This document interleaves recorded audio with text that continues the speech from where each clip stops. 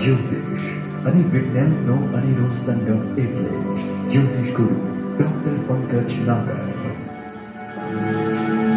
જ્યોતિષ એક વિજ્ઞાન.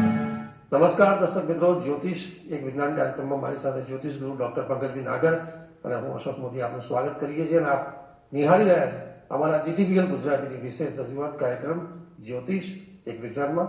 પંકજભાઈ આપનું સ્વાગત છે. નમસ્કાર અશોકભાઈ અને નમસ્કાર મારા વહાલા દર્શક મિત્રો. બહુ પ્રલંબ સમયથી તમારી સેવામાં જ્ઞાનની વહેંચણી સાથે સાથે જ્યોતિષ જ્ઞાન જાગૃતિ અભિયાન એ નેજા હેઠળ અમે તમને કંઈક નવું ને નવું આપતા જ રહીએ છીએ. જ્ઞાનમાં વધારો થવાના કારણે એક મોટો ફાયદો એ થાય છે કે તમે જ્ઞાની કહેવાઓ. બીજો ફાયદો એ થાય છે કે તમે જ્ઞાની હોવાના કારણે છેતરાવ નહીં. ત્રીજો ફાયદો એ થાય છે કે આ શો જોવાથી તમે જ્યોતિષી પણ થઈ જશો. ચોથો ફાયદો એ થાય છે કે જ્ઞાન હોય, છેતરાવાનો ભય ના હોય, જ્યોતિષી થઈ જવાતું હોય તો એનાથી મોટી વાત આ જગત ઉપર કઈ હોઈ શકે.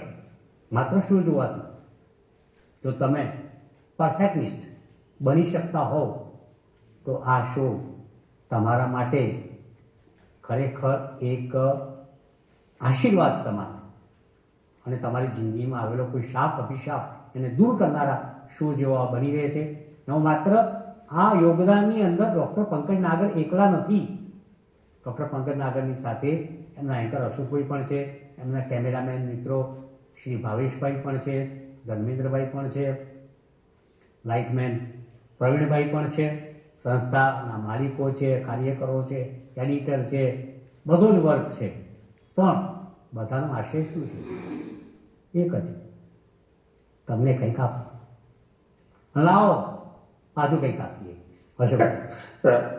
પંકજભાઈ, તમે ખૂબ સુંદર વાત કરી. અને ગત એપિસોડમાં દર્શક મિત્રો જે આપણે એપિસોડ કર્યા હતા, જે આપણા પ્રશ્નો સમજ્યા હતા અને જે ટોપિક કર્યા હતા કે એક જ્યોતિષની દ્રષ્ટિએ જે મુહૂર્તની વાત હતી અને એમાં જે એવા નક્ષત્રોના આધારે જે આપણે ગ્રહના આધારે જે નક્ષત્ર મુહૂર્ત બનતા હોય છે એમાં આપણે આપણા જે સવાલો હતા અને ક્યાંક જે ગેરમાન્યતા શંકા કુશંકાઓ હતી એમાં બે ખૂબ સુંદર આપણે મુહૂર્તની વાત કરી હતી. એક વીંછોડાની વાત કરી હતી, એક પંચકની વાત કરી હતી. તો પંકજભાઈ, આજે થોડી આગળ વાત કરીએ તો આજે થોડા આપણે શુભ શબ્દોથી જે કહેવાય નવાજતા હોય છે એવા શુભ મુહૂર્તની વાત કરીએ. તો પુષ્ય નક્ષત્રની વાત કરીએ તો પુષ્ય નક્ષત્ર દર્શક મિત્રો 2024માં આપણે જોયું, ડિસેમ્બરમાં જ આપણે એની ચર્ચા બી કરી હતી પંકજભાઈએ. અને 18 ડિસેમ્બરે છેલ્લું મુહૂર્ત હતું પુષ્ય નક્ષત્રનું અને એમાં આપણે ચર્ચા કરી હતી. પણ આજે ફરીથી ટોપિક કરીએ છીએ કે પુષ્ય નક્ષત્રમાં પદ્ધતિ આપણે જોઈએ કે સોનું છે, વાહન છે, પ્રોપર્ટી છે, આ બધી બાબતો લેવાતી હોય છે. અને સમયસર આપણે જ્યારે 2025માં આના એ આવશે ત્યારે પણ ટોપિક કરીશું અને આપણા સવાલો લઈશું. એમાં જુલાઈ, ઓગસ્ટ, સપ્ટેમ્બરમાં જે મુહૂર્ત આવશે એ વખતે પણ ચર્ચા કરીશું. પણ પુષ્ય નક્ષત્રમાં જે આપણા એક ખૂબ જ ઉત્સુકતા છે અને એ જાણવાની ઈચ્છા છે કે પુષ્ય નક્ષત્ર તો પંકજભાઈ એમાં સોનું, વાહન, પ્રોપર્ટી એવું લેતા હોય પણ કઈ બાબતો વિશેષ એમાં જોવાતી હોય છે પુષ્ય નક્ષત્ર શા માટે અને કઈ બાબતો એમાં એવોઇડ કરવી પડે. સવાલો એવા પણ થયો છે કે લગ્ન એવોઇડ પણ કરવા એ બધી બાબતો પણ છે. પણ આપના સંશોધન છે કોઈ પણ નક્ષત્રમાં અવોઇડ કરો એટલે તો પુષ્ય નક્ષત્ર આજે થોડી વિસ્તારની ચર્ચા કરી. જો પહેલી વસ્તુ અશોકભાઈ કે 27 નક્ષત્રોમાં સૌથી વહાલું, ધાર્મિક, શુભ જો કોઈ નક્ષત્ર હોય તેનું નામ છે પુષ્ય નક્ષત્ર. વાત નંબર 1. વાત નંબર 2, પુષ્ય નક્ષત્રનું આટલું બધું મહત્વ અને મહાત્મ્ય કેમ છે? ભગવાન શ્રી રામનો જન્મ થયો છે. વાત નંબર 3, પુષ્ય નક્ષત્રની આટલી બધી ચર્ચા વિચારણા, એનું શુભત્વ, એનું મહત્વ કેમ? તો મિત્રો, પુષ્ય નક્ષત્રનું જે સિમ્બોલ છે, પ્રતીક, એ ગાયનું આંચળ છે. કામધેનુ માતાનું એ આંચળ છે. એક તો ગાય, જય ગૌ માતા, એનાથી મોટી વાત આપણા માટે સનાતની માટે કઈ હોઈ શકે? બિલકુલ. અને પાછું એનું આંચળ કે જેમાંથી દૂધ આવે, માખણ બને, દહીં બને, ઘી બને, પનીર બને, ચીઝ બને, અને એનું ગૌમૂત્ર, વાહ, એનું છાણ, જબરજસ્ત, એક મેજિક, એક જાદુ. એવી ગાયના આ આંચળના પ્રતીક સાથે કોઈ નક્ષત્રની વાત થતી હોય તો એનું નામ છે પુષ્ય નક્ષત્ર. કેવી સરસ મજાની વાત થઈ. જ્યાં ભગવાન રામનો જન્મ થયેલો છે, જ્યાં પ્રતીક એનું ગાયનું આંચળ છે, કામધેનુનું. આ બે તો બહુ મહત્વની વસ્તુ છે. હવે વધારે આપણે વાત કરીએ તો પુષ્ય નક્ષત્રમાં અશોકભાઈ, સામાન્ય રીતે એક સામાન્ય જન માનસમાં પણ ઠોંસીને ભરવામાં આવ્યું છે કે સોનું લેવાય, ચાંદી લેવાય, વાહન લેવાય, બધા જ શુભ કામ કરાય, પરંતુ એક કામ કદી ન કરાય, પુષ્ય નક્ષત્રમાં લગ્ન કદી થાય નહીં. બિલકુલ. કેમ? જુઓ, પુષ્ય નક્ષત્રમાં ભગવાન રામનો જન્મ થયો અને આ નક્ષત્ર શનિનું છે. એક પીડા આપનારો ગ્રહ, એક વિલંબ, કષ્ટ અને વૃદ્ધાવસ્થા સુધી લઈ જનારો ગ્રહ, વાતને ચોળીને ચીકણી કરનારો ગ્રહ તો શનિ, કોઈ પણ પ્રોસેસને લાંબી કરનારો ગ્રહ તો શનિ, પીડા, દુઃખ, આ તમામે તમામનો કારક ગ્રહ તો શનિ. શનિથી એક ડર લાગે અને એનું નક્ષત્ર પુષ્ય છે, પુષ્ય નક્ષત્રનો માલિક. પરંતુ એક બીજી વાત એવી છે કે એનો દેવ છે એ બૃહસ્પતિ છે, ગુરુ. ગુડ. આ એક બહુ અતિ ઉત્તમ વાત છે કે ભલે નક્ષત્રનો માલિક શનિ રહ્યો, પરંતુ એનો દેવ, અધિષ્ઠાતા દેવ એ ગુરુ છે. એટલે એક બાજુ ક્યાંક નક્ષત્રનો દેવ છે એ અતિ શુભ ગ્રહ, વૈવિધ્ય, વિશાળતા, ધર્મ, આધ્યાત્મવાદ, પ્રેમ, સંધિ, શિક્ષણ, જ્ઞાન, સંસ્કાર, સંસ્કૃતિ, વિસ્તૃતીકરણ સાથે સંકળાયેલો છે. હવે અલગ અલગ નામ આપવામાં આવે છે કે ભાઈ રવિવાર આવે તો રવિ પુષ્યામૃતિ યોગ થાય, રાઈટ? ગુરુવાર આવે તો ગુરુ પુષ્યામૃતિ યોગ થાય. કેમ? કારણ કે ગુરુ આ નક્ષત્રનો અધિષ્ઠાતા દેવ છે. એટલે ગુરુવારે પુષ્ય નક્ષત્ર આવે તો પુષ્ય નક્ષત્રની તાકાત, એની પોટેન્શિયાલિટી એન્ડ પાવર 10 ગણો વધી જાય.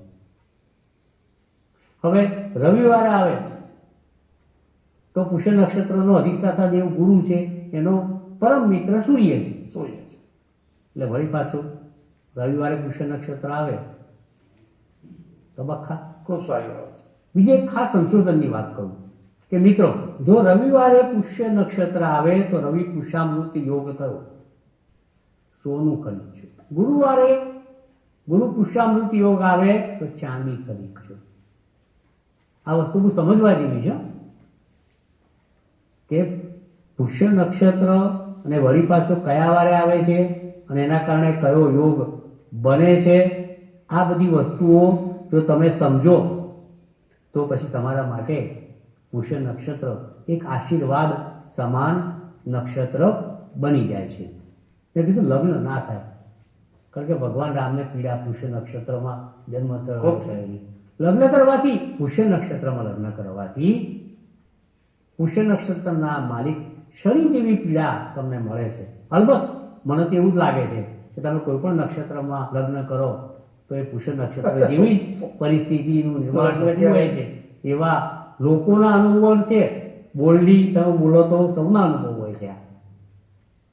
એટલે આ એક વર્જિત છે કે પુષ્ય નક્ષત્રમાં તમે લગ્ન સિવાયના બધા જ કાર્ય કરી શકો છો. પુષ્ય નક્ષત્રમાં મોટા મોટા રાજ્યાભિષેક થતા હોય છે. પુષ્ય નક્ષત્રમાં ગાદીપતિઓ, મઠાધિપતિઓ,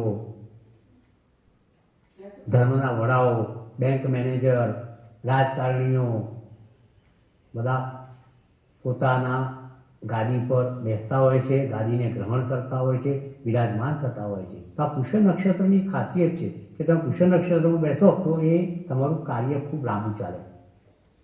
તમે ચેર પર બેસો તે ખુરશી પર ટકી રહો તમે. પણ એક જ કાર્ય, લગ્ન ના થાય, કોઈને ટકવાની એમાં ઈચ્છા નથી અમે, એટલે લગ્ન કરવું નહીં.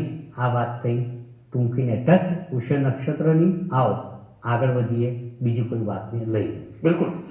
પંકજભાઈ, આપનો વિશેષ આભાર કે જે પુષ્ય નક્ષત્રમાં જે બાબતો હતી અને એમાં જે ખાસ સોનું ચાંદી જે ખરીદવાની બાબત છે, શા માટે રવિવારે અને ગુરુવારે જે ખરીદવાની પુષ્ય નક્ષત્રની જે એક જબરદસ્ત ફાયદાકારક બાબત છે એની પંકજભાઈએ વાત કરી. મોર એવું કે લગ્ન શા માટે ન કરવા પુષ્ય નક્ષત્રમાં એની પણ તમને ખૂબ સારી સમજ આવી. દર્શક મિત્રોને ચોક્કસપણે ગમ્યું છે. પંકજભાઈ, એ પછી આપણે જો વાત કરીએ તો તમે આ વાતમાં ક્યાંક તમે ગાયના આચરણની પણ ક્યાંક થોડી વાત કરી દીધી, તો એના અનુસંધાનમાં જે ગોરજ મુહૂર્ત છે, વાહ, એની આપણે થોડી વાત કરી છે. એના પણ સવાલ છે. તો ગોરજ મુહૂર્તને લઈને જે બાબતો શુભ છે અથવા કયા કાર્યોની બાબતો છે એને લઈને પણ થોડો વિસ્તારથી વાત કરી દીધી. वाह, अरे भैया पुनः आपने गैया की बात छेड़ दी. सनातनी के लिए गैया ही सबसे बड़ी मैया है. तो आ गाय અને ગોરજ મુહૂર્ત આ બંને એકબીજાથી સંબંધિત છે. એક પવિત્ર વાતની ચર્ચા અને એ પણ તળિયા સુધીની તલસ્પર્શી તમારી સમક્ષ. જ્યારે તમને કોઈ પણ મુહૂર્ત દેખાય નહીં, કોઈ પણ મુહૂર્ત વિશે તમને માહિતી હોય, ધારો કે તમારા સંતાનના લગ્ન કરવા છે, હસ્તમેળાપનો સમય કાઢવો છે, દીકરો હોય કે દીકરી હોય, એક જ વાત, એક જ કામ કરી શકો છો તમે. ગોરજ મુહૂર્તમાં તમે કરો તો તમારા સંતાનના હસ્તમેળાપનું આયુષ્ય દીર્ઘ આયુષ્ય થઈ જાય. ક્યારે આવે છે ગોરજ મુહૂર્ત? દિવસ દરમિયાન. અને એનો કેવી રીતના ઉપયોગ કરી શકાય? ગોરજનો મતલબ અશોકભાઈ પહેલા આપણે સમજીએ. ગો એટલે ગૌ, ગાય ઉપરથી ગો, ઇંગ્લિશ વાળું ગો નહીં, જીઓ. હા, ગૌનો ગો, બરોબર. અને રજ એટલે રજકણો, ઉડતી ધૂળ. અને ગોરજ એટલે ગાયની ખરી દ્વારા ઉડતા રેતીના, માટીના રજકણોનો સમય એટલે કે ગોધુલિક મુહૂર્ત પણ કહેવામાં આવે છે અને એને ગોરજ મુહૂર્ત પણ કહેવામાં આવે છે. આનો સમય કયો? પંચાંગમાં જોઈ લો ભાઈ, કે ધારો કે તમારે તમારા દીકરા દીકરીનો હસ્તમેળાપ કરાવવો છે અને you need to get it done during ગોરજ ગોધુલિક મુહૂર્ત. તો શું કરવાનું? કરવાનું કશું જ નથી. પંચાંગ લો, એની અંદર સૂર્યાસ્તનો સમય જુઓ. લાઈક સૂર્યાસ્ત 6:30 વાગે છે, ઉદાહરણ તરીકે કહું છું. સૂર્યાસ્ત 6:30 વાગે છે તો સૂર્યાસ્તની 15 મિનિટ પહેલાનો સમય અને સૂર્યાસ્તની 15 મિનિટ પછીનો સમય, ધેટ ઇઝ કોલ્ડ ગોરજ. જ્યારે ગાયોનું ધણ પોતાના ઘર ભણી સમી સાંજે સૂર્યાસ્તના 15 મિનિટ પહેલા પાછું વળતું હોય અને એમની ખરીમાંથી જે ધૂળ રજ ઉડે અને વાતાવરણમાં જે પવિત્રતાનો સંચાર પ્રસાર થાય, એનું નામ ગોરજ ગોધુલિક મુહૂર્ત. એમાં ભગવાન શ્રી કૃષ્ણના આશીર્વાદ હોય, માતા ગૈયાના આશીર્વાદ હોય, કામધેનુના આશીર્વાદ હોય અને ગાયોનું ધણ જ્યારે પાછું વળતું હોય ત્યારે સ્વયં ભગવાન શ્રી કૃષ્ણ એની સાથે હોય અને ભગવાન શ્રી કૃષ્ણ જ્યાં હોય ત્યાં હસ્તમેળાપની હાજરીમાં ભગવાન શ્રી કૃષ્ણના આશીર્વાદ, જો જગતગુરુના આશીર્વાદ તમને મળે તો ગોરજ મુહૂર્ત જેવું એક પણ ચમત્કારિક સમય નથી. એ વાત સુનિશ્ચિત છે. આ ગોરજ મુહૂર્તને તમે જો સાચવો આવા શુભ પ્રસંગે તો ખરેખર જે પરણે એનું લગ્ન જીવન ન્યાલ થઈ જાય. જે પરણે એને લગ્નનું સ્વર્ગ મળી જાય. ગોરજ મુહૂર્તની અંદર અન્ય બાબતો પણ અશોકભાઈ કરી શકાય છે. લાઈક ગોરજ મુહૂર્તની અંદર તમે કોઈ પણ દસ્તાવેજ ઉપર સિગ્નેચર કરી શકો છો. ગોરજ મુહૂર્તની અંદર પૂજા પાઠ, ભગવાનની આરતી, સંધ્યા પૂજા પણ તમે કરી શકો છો. ગોરજની અંદર કોઈ સંકલ્પ પણ તમે કરી શકો છો. ગોરજની અંદર કોઈ નવું કાર્ય કરવાનું હોય તો પણ કરી શકો છો. જ્યારે ગેરેજ બંધ કરવાનું, કંપની બંધ થવાની હોય અને શટર પડવાનું હોય અને તમારે કાર છોડાવવાની હોય તો ગોરજ મુહૂર્તની અંદર કાર છોડાવો તો તમને એ કાર તમને ફળે. આ છે ગોરજ મુહૂર્તનું એક મહાત્મ્ય, એક મહત્વ, ઇમ્પોર્ટન્સ ઓફ ગોરજ ગોધુલિક મુહૂર્ત. જો તમે એમાં કરશો તો 100% ફાવશો. એ હું તમને ચોક્કસપણે આ મારું એક જ્યોતિષ વચન તમને આપું છું. તો આગળ વધો મિત્રો. પંકજભાઈ ખૂબ સુંદર વાત કરી કે આજના એપિસોડમાં આપણે શુભ મુહૂર્ત અને નક્ષત્રોની ચર્ચા કરી છે. કારણ એક શુભ મુહૂર્તની જો વાત કરીએ તો આપણે આખા વર્ષ દરમિયાન જો વાત કરીએ તો એવા કયા દિવસો અથવા તો એવા કયા મુહૂર્તો છે કે જે એને શુભ આપણે ગણી લઈએ, એને સાડા મુહૂર્ત આપણે જે કહેતા હોય 4 મુહૂર્ત, તો એ આખા વર્ષમાં ક્યારે છે અને કયા દિવસોમાં અને એમાં કયા કયા શુભ કાર્યો કરી શકાય? તો આજે શુભ મુહૂર્તોની વાત કરી છે તો આપણે એ પણ કરી નાખીએ. આપણે ઘણી બધી વાતો કરી યાર. વિષુડાની વાત કરીને, પંચકની વાત કરીને, ગોધુલિક મુહૂર્તની વાત કરીને, પુષ્ય નક્ષત્રની વાત કરીને, હવે આપણે 3.5 મુહૂર્તની વાત કરીએ. આ 3.5 શબ્દ બહુ મહત્વનો નહીં? એક બેન બિલકુલ કહેવાય ને. 3.5 શબ્દ બહુ મહત્વનો છે મિત્રો. હવે આ આપણે વર્ષ દરમિયાન શું કરતા હોઈએ છીએ? પંડિતો પાસે જતા હોય કે યાર અમારે આ કરવું છે, તે કરવું છે, કાર લેવી છે, વાસ્તુ કરવું છે, મકાન લેવું છે, સ્કૂટર લેવું છે, વાહન લેવું છે, લગ્ન કરવું છે, વિવાહ કરવો છે, સગાઈ કરવી છે, જનોઈ 14 કરવું, મને કથા વાર્તા વાસ્તુ સત્યનારાયણ વગેરે કથા જર્ની પર જવું છે. આ 3.5 મુહૂર્ત એમાં તમારે કોઈ પૂછવાની જરૂર નથી કે ભાઈ આ મુહૂર્ત કાઢી આપો. લર્ન બાય હાર્ટ તમારી જાતે તમે નક્કી કરી શકો. અને આ 3.5 મુહૂર્ત એવા મુહૂર્ત છે કે એની અંદર કોઈને પૂછવા જવાની જરૂર નથી. જેને વણ પૂછ્યા મુહૂર્ત કહેવામાં આવે. બિલકુલ વણ જોયા મુહૂર્ત કહેવામાં આવે છે ગુજરાતીમાં. એમાં સૌથી પહેલું મુહૂર્ત આવે છે ગુડી પડવો. ગોળી બીજું મુહૂર્ત આવે છે અખાત્રીજ. ત્રીજું આવે છે દશેરા અને ચોથું એટલે નૂતન વર્ષનો અડધો દિવસ. બિલકુલ 1, 2, 3.5 બરોબર. આ 3.5 મુહૂર્ત માં ગુડી પડવો, અખાત્રીજ, દશેરા અને નૂતન વર્ષનો અડધો દિવસ. આ દિવસ દરમિયાન તમે કોઈ પણ કાર્ય કરો તમે વિજયી ભવેતર. તમને ખબર છે ને ગુડી પડવો એ તો આપણા હિન્દુઓ માટેનું એક એવું અદ્ભુત વર્ષની શરૂઆત છે બિલકુલ બિલકુલ કે જ્યાં અંગ્રેજ લોકોનો શાંતાક્રોશ તો કશું નથી, પણ અંદર કોઈ પણ કામ કરો તો કેટલી શાંતાઓ ક્લોઝ થઈ જાય. બિલકુલ બિલકુલ બરોબર ને? એટલું જબરજસ્ત આ ગુડી પડવાનું મુહૂર્ત. મહારાષ્ટ્રમાં તો બહુ જ ઉજવાય. મહારાષ્ટ્રમાં તો તમને ખબર છે ને, જબરદસ્ત એમાં તમે નીમનો રસ પીવાની શરૂઆત કરો હા તો તમારું સ્વાસ્થ્ય 12 મહિના સુધી જબરજસ્ત રહે. બિલકુલ આ એક જબરજસ્ત મુહૂર્ત છે. દશેરાને તમે પકડો બીજા મુહૂર્તમાં, તેની અંદર રાવણનો વધ કરેલો અને ભગવાન રામનો જય જયકાર થયેલો, અધર્મ પર ધર્મનો વિજય થયેલો, તે બી એક જબરદસ્ત મુહૂર્ત છે. અખાત્રીજ, મા લક્ષ્મીની પૂજા કરો. પરશુરામ જયંતિ પણ એ દિવસે આવે. હા બિલકુલ બરોબર છે. તો એનું જે પુરુષાતન, એનું જે બ્રાહ્મણનો મિજાજ અને એનો ગુસ્સો અને એની માનવજાતને રક્ષણ આપવાની તાકાત જે પરશુરામમાં હતી એ જ અખાત્રીજ છે. નૂતન વર્ષ તો નૂતન જ છે, નવું કરવાની વાત છે. અડધા દિવસ દરમિયાન કરો તો બધું નવું નવું થાય આખી જિંદગીમાં. આ 3.5 મુહૂર્ત એટલે એની અંદર કોઈને પૂછ્યા વગર કોઈ પણ કાર્ય તમે કરો એટલે તમને આખું વર્ષ બધું મળે ફળે અને તમારે લાઈફની અંદર એક નવસર્જનની તાકાત આવે, એક શુભત્વ આવે, લાભ મળે, અણધાર્યા લાભ મળે અને ખરેખર તમે ન્યાલ થઈ જાઓ એવું મારું અંગતપણે માનવું છે.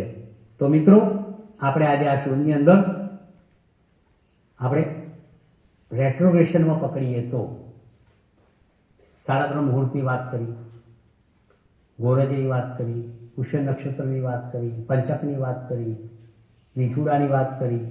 આમ જોવા જાવ તો તમે જુઓ 5-5, 6-6 વસ્તુઓની વાત બિલકુલ. સુંદર મજાનું તમને જ્ઞાન પીરસ્યું અને તમને અનુભૂત કરી નાખ્યા. એ વાત 100% સોના જેવી છે. પંકજજી, આપણો ખૂબ ખૂબ ધન્યવાદ કે છેલ્લા 2 એપિસોડથી આપણે ચર્ચા કરી રહ્યા છે અને દર્શક મિત્રોનો ક્યાંક સવાલ પણ હતા. તો દર્શક મિત્રો, આપણે જ્યોતિષની દ્રષ્ટિએ જે મુહૂર્તની જે વાત હતી અને કેટલાક આપણે શુભ જે બાબતો હતી એમાં જોડાયેલી હતી, કેટલીક અશુભ બાબતો હતી, તો આ દરેક બાબતોનો પંકજજીએ ખૂબ ડિટેલ્સમાં સ્પષ્ટીકરણ સાથે જ્યોતિષિક જે બાબતો જોડાયેલી છે એમાં નક્ષત્રો, ગ્રહો, યોગો, આ બધી બાબતો સાથે એક જે બાબતો બને છે અને એની ખૂબ સુંદર ચર્ચા કરી છે. તો ચોક્કસપણે આપણે ખૂબ સારા માર્ગદર્શન મળી ગયા છે.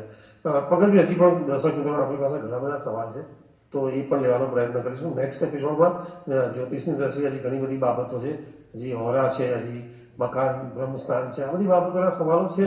તો એ નેક્સ્ટ એપિસોડમાં આપણે આપણા સવાલો બિલકુલ છે અમારી પાસે, એ લેવાનો પ્રયત્ન કરીશું નેક્સ્ટ એપિસોડમાં. અત્યારે રજા આપશો. નમસ્કાર. આભાર. જ્યોતિષ એક વિજ્ઞાન. શીપ ઓપ્ટિક, બરોબર મિત્રો, તમારા ઘરની અંદર કોઈ વાસ્તુ દોષ હોય, માંદા રહેતા હો, દુઃખી રહેતા હો, દરિદ્ર રહેતા હો, તમારી આ ટીપનું તાત્કાલિક ફોલો કરજો.